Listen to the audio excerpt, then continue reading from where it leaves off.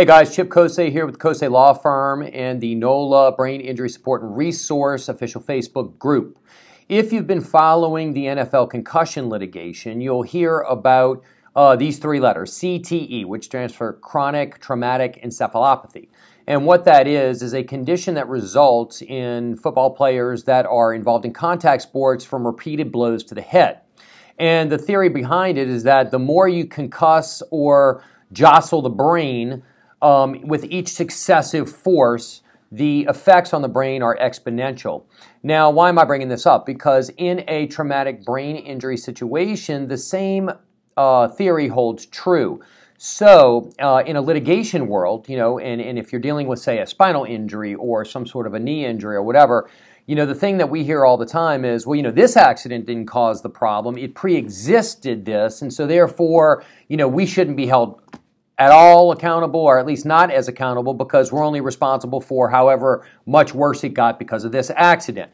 Well, in a traumatic brain injury setting, the exact opposite is true, because if a person has had a previous brain injury or concussion, then the second one, it's basically, it's not like 1 + 1 = 2, it's 1 + 1 = 7, because the exponential effects on the brain are pretty dramatic. So when dealing with a loved one, and if they have a brain injury, it's important to look through their history to find out whether or not they've had a previous brain trauma, or perhaps what their athletic history was. For example, if they played football for 13 to 15 years as a young person, or maybe even through college if they're lucky enough, or I guess unlucky enough, then it's important to get those records to see if there are any health records which reflect a previous brain trauma, so that you can relate that to your loved one's treating physician, so that they are properly aware of the successive nature of the brain trauma,